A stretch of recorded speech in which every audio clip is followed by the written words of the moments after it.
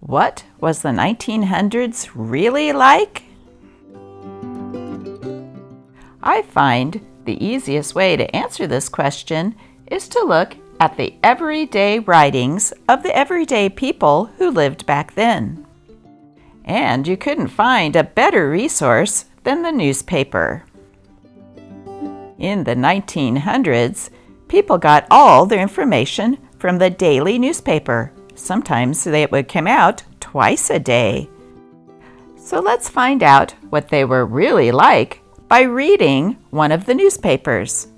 We'll be reading the Star and Sentinel newspaper from Gettysburg, Pennsylvania, dated July 22nd, 1903.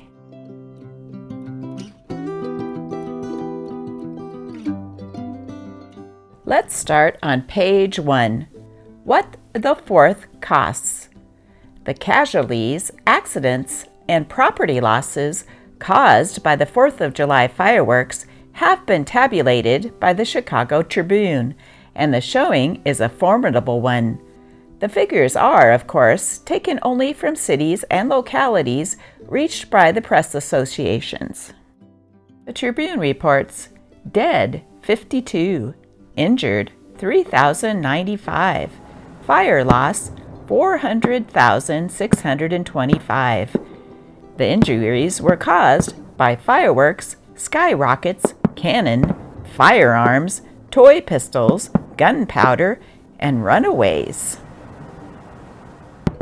Runaways were very dangerous. These are when the horses got frightened and ran through the streets.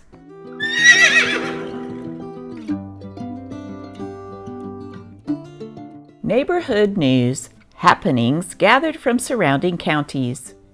The Jacoby Furniture Company, which was recently organized in York with a capital stock of $100,000, was chartered at the State Department, Harrisburg, Thursday. Mr. Henry Poole, the well-known hog melt, weather prophet, and trucker of Westminster, has a pear tree 19 years old that has borne fruit for 16 years. In the last 7 years, it has yielded 127 bushels.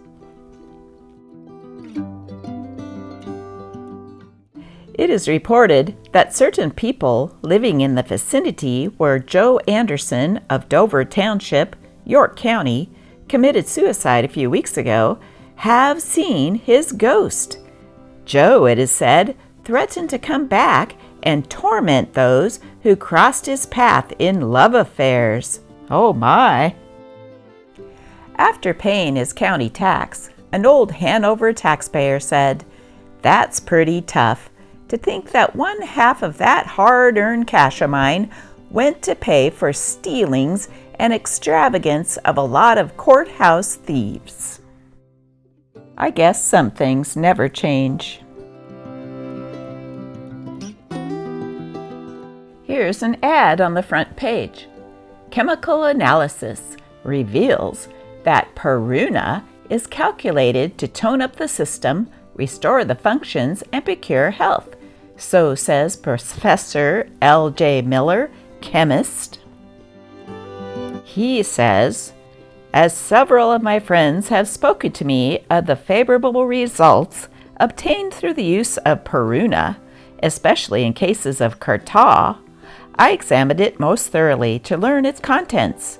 I found it composed of extracts of herbs and barks of most valuable medicinal qualities, combined with other ingredients, delicately balanced, calculated to tone up the system, restore the functions, and procure health." During the time of this paper, there were laws called blue laws. They were laws which prohibited doing things on Sunday.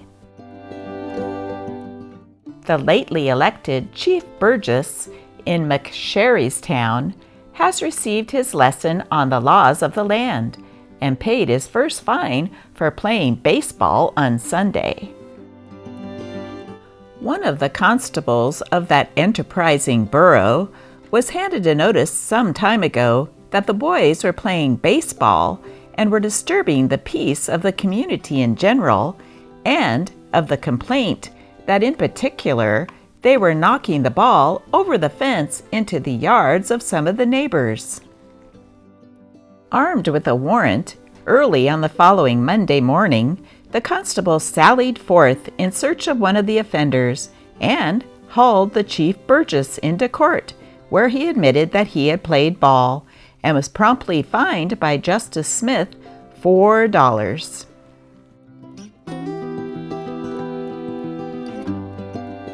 Even in 1903, there were swindlers. July 16th.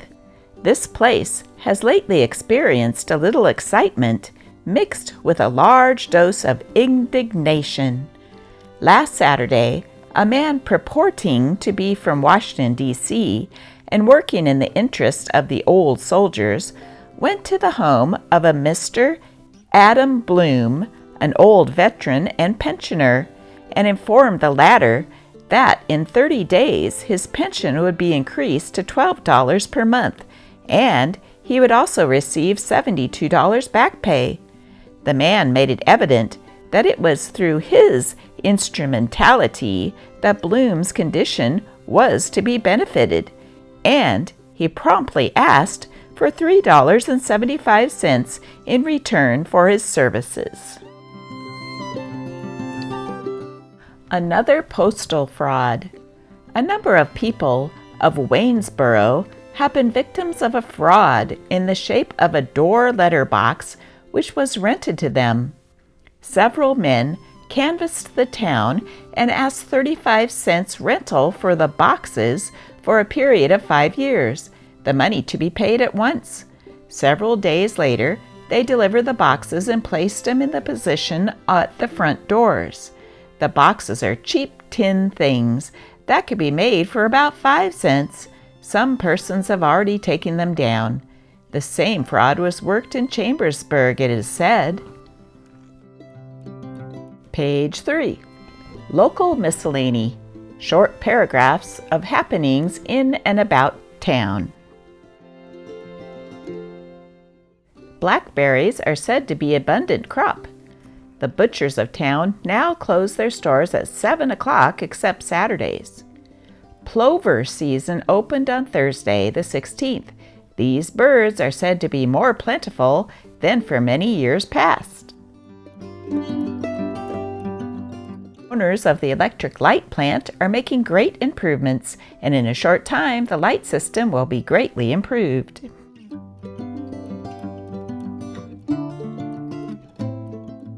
Last Wednesday evening, while Paul Long of Littlestown was making some repairs to the boardwalk at his home, the axe with which he was cutting some timber caught in the clothesline strung above him and twisted the axe out of his hand, the blade striking him on the head in a glancing manner, cutting a gash at least 3 inches long.